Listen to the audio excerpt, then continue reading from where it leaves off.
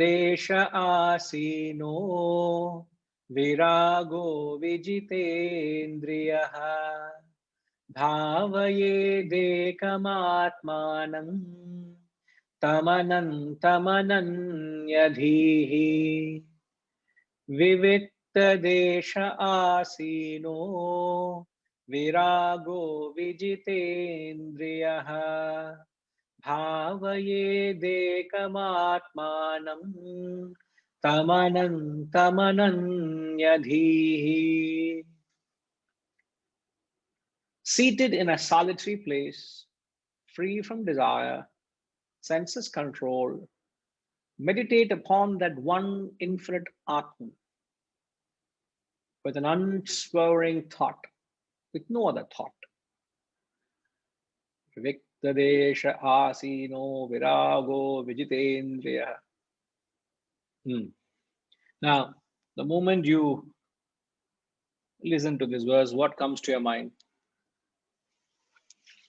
I don't want to tell what is coming to my mind. I want to listen from you all. Yes, Ma, Gayatri Ma. What comes to your mind?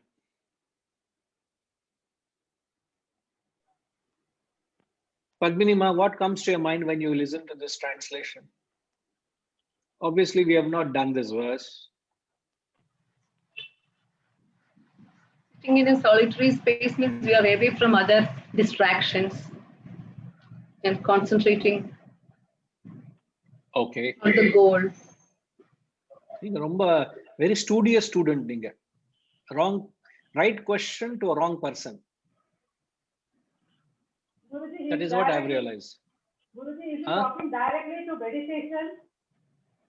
Ninga vera a very studious student.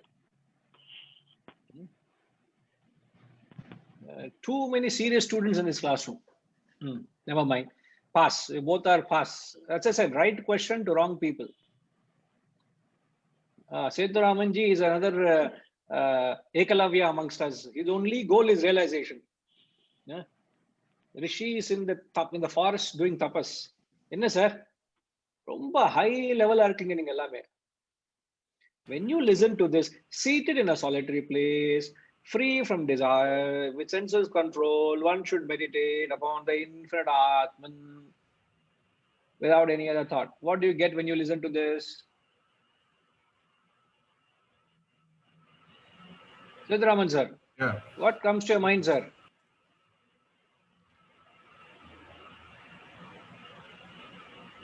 I feel like doing it. Very high level, you all are. I'm glad you're inspired to do it. Yes, it is very inspiring.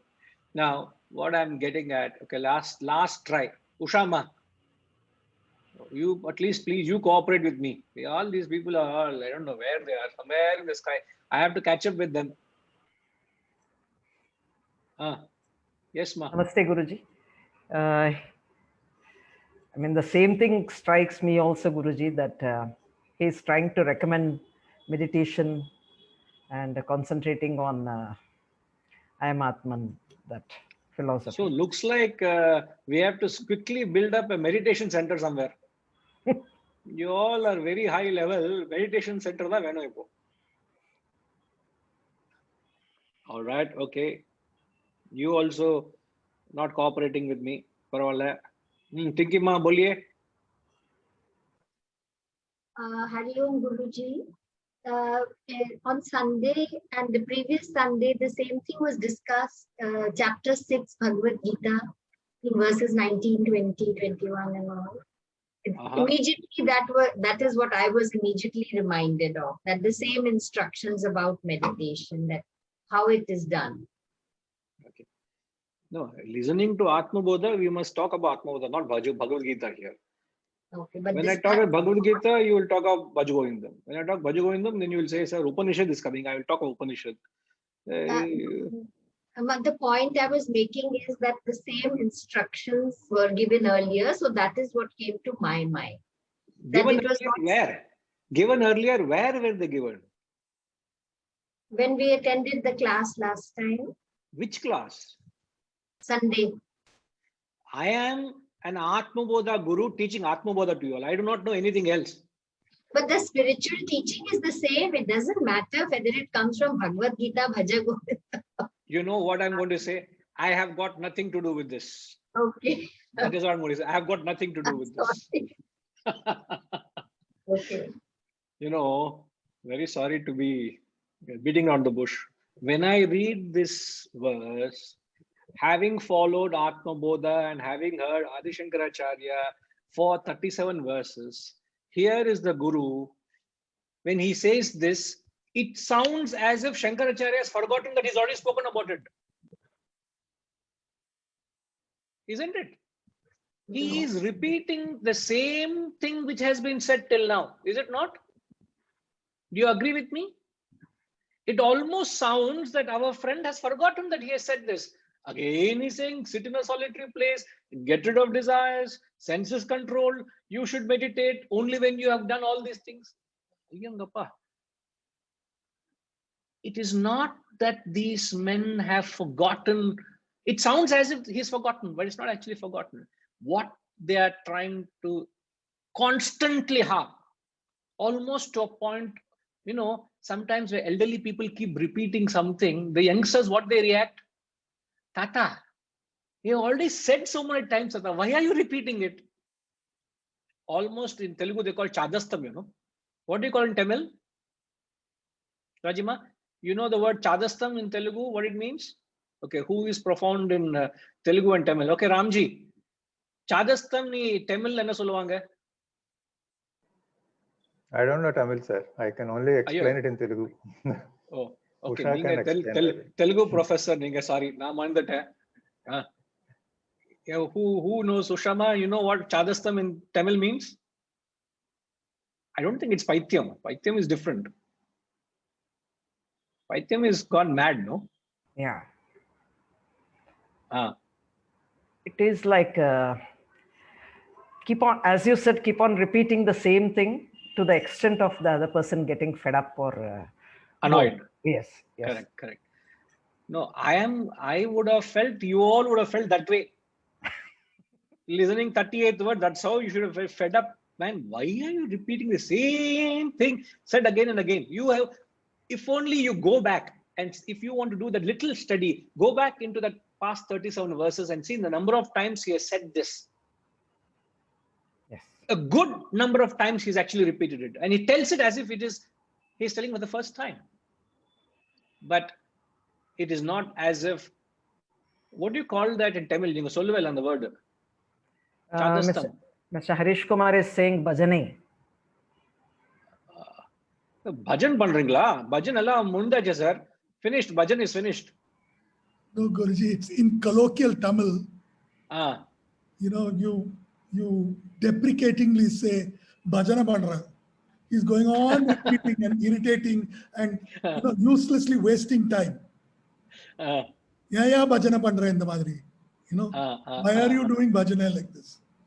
So the reference is to the bhajana keeps repeating. It's an annoying repentance, isn't it? So maybe there is no direct equivalent word. So it tantamounts to that. It could tantamount to it, but it is not that. So when a guru repeats something so persistently, it is only to drive home the point, that meditation needs to be done only when you have attained a certain spiritual state and when you have done adequate preparation. When you have done adequate sadhana and prepared yourself for the spiritual glorious exercise, or it's a very glorious path. It's a very glorious state, in fact, to meditate. And you have to do enough preparation before you get to meditation. And what's the preparation? You must be able to sit in a solitary place, all by yourself, disconnected from the world.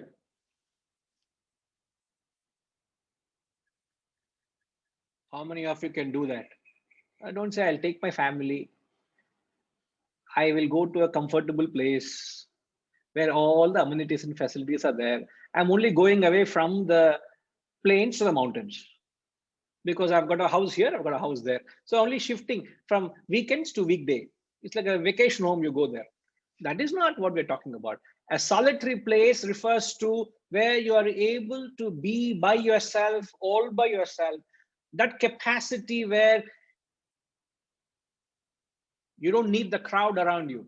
In fact, literally in the Gita, he says, where is Tinkima? In the Bhagavad Gita, it is said, resorting to a solitary place, he says.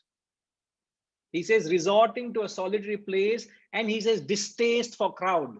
These are the two qualities of a spiritual man. Distaste means he doesn't like, not that he doesn't have a love for people, but he prefers to be a loner, prefers to be alone. And that is directly measured by how introverted you are. The more introverted you are, you would revel being a loner. So the moment you find an urge to contact the world, that is your capacity.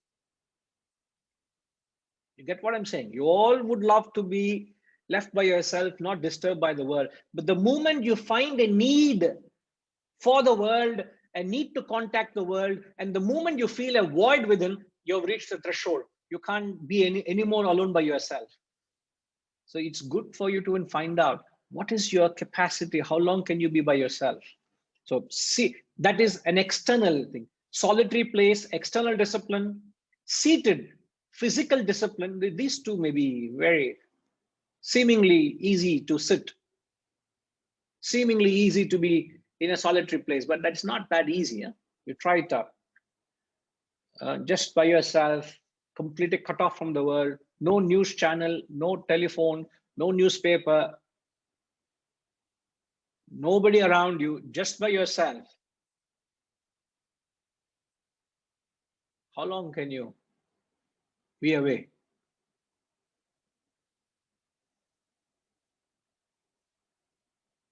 Just put yourself to test once in a while. All right, so external discipline, physical discipline, senses controlled is the mental discipline.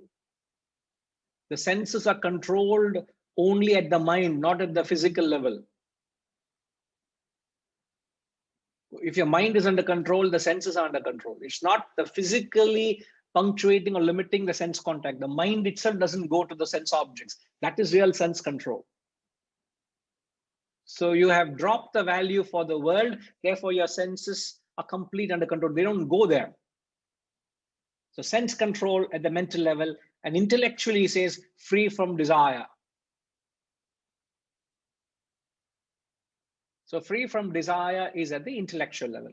So all these are necessary prerequisites before you meditate. So to the extent you are established in this, to that extent you are ready to meditate, or meditation becomes much, much easier and effortless task.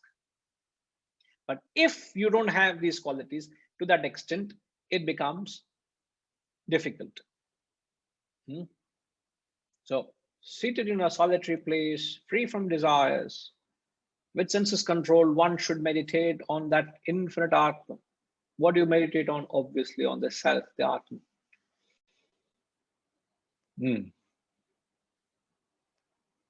All right. All okay? All clear?